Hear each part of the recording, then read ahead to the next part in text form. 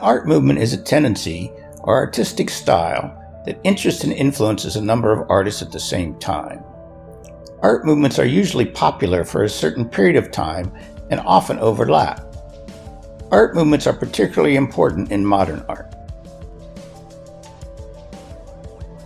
How did they find the marvelous?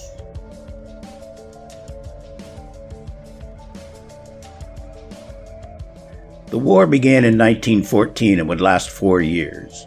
Over 9 million were killed in combat, and another 5 million died of hunger, disease, or aerial bombardment. Today, we know it as the First World War. To many artists and writers of the time, it seemed as though the world had lost its heart, soul, and mind all at the same time. Some of them had been conscripted into the army or fought with the underground resistance. But in Switzerland, a country that had remained neutral in the fighting, a group of artists living in Zurich raged against the war using art as their weapon. This might seem a useless or even cowardly approach to fighting the destruction, but these artists felt that all cultural and aesthetic norms had to be torn down and rebuilt if the world was to regain its humanity. They set out to destroy the idea and form of traditional art.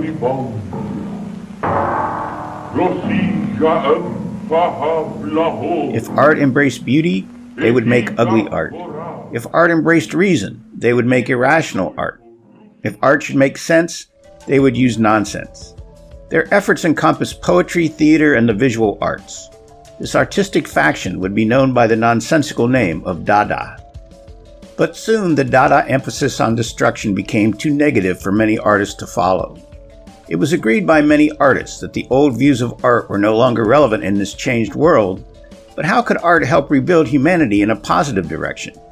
A few people thought they had the answer. André Breton had been a medical student, and during the war he worked on a neurological ward in a hospital. There he worked with patients who struggled with mental problems. He was also interested in the theories of psychologist Sigmund Freud, which put much emphasis on the unconscious and what dreams revealed about the inner workings of the human psyche. Breton began to see the unconscious as a path to true freedom of the human imagination. In 1924, he wrote the Surrealist Manifesto, laying out his ideas of how the unconscious mind could help build a new social order. Many artists, including those originally involved in the Dada movement, saw the ideas underlying Surrealism as a way to use art to expand human potential. Two approaches emerged. One approach used chance and randomness to directly access the unconscious mind. The other approach, known as Veristic Surrealism, was inspired by dream imagery. Breton defined Surrealism as pure psychic automatism. This meant that an artist should bypass their conscious mind in favor of their unconscious mind. This would reveal the true nature of thought. Artists invented several techniques to try to do this. In Europe and America during the 19th and 20th centuries, there had been a heightened interest in the occult. Some psychic mediums made drawings that they claimed were made by spirits that they were channeling at the time. These mediums claimed that they were not conscious of what they were doing and that the spirits had made the drawing. Inspired by these drawings, artists tried to find ways that they could make art beyond their conscious control. André Masson would put sand or lumps of paint on his drawing surface before he started to draw. This made it difficult for him to control the drawing media.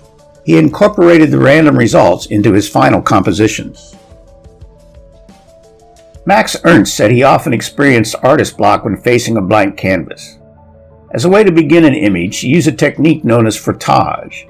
Frottage places paper over various surfaces and rubs the paper with chalk to create random textures and marks. He began to see strange landscapes or creatures in these rubbings. Ernst would allow these marks to guide him in developing an image. Oscar Dominguez developed another technique for creating random images which he called decalcomania. Dominguez would pour and drip paint or ink on a surface and press paper into the liquid. The result would reveal new and random possibilities. Drawing while daydreaming or engaging in some other activity to occupy their conscious minds, artists like Jean Moreau would create images that he had never seen before. These images began to naturally occupy spaces that seemed like landscapes from another world. All these artists felt that the images they found in their random mark-making exposed their unconscious obsessions and revealed their true natures. By understanding our true natures, perhaps it was possible to be more fully human. Usually we think of our experience while awake as our reality, but while we sleep, our minds put together a different kind of experience through our dreams. These dreams can be pleasant, weird, confusing, or frightening. When we are having them, the experiences seem real to us. Another group of artists look to dreams as a way of expressing the unconscious.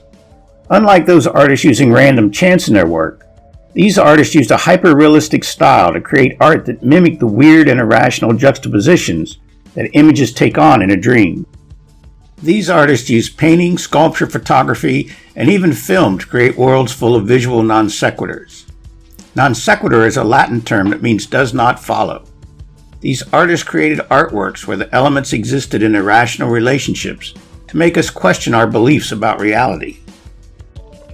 Although Veristic surrealism was condemned by Breton as too planned to be truly surrealist, many artists such as Salvador Dali, Dorothea Tanning, Meret Oppenheim, René Magritte, Remedios Varo, and Claude Cahun created artworks that challenged our normal expectations.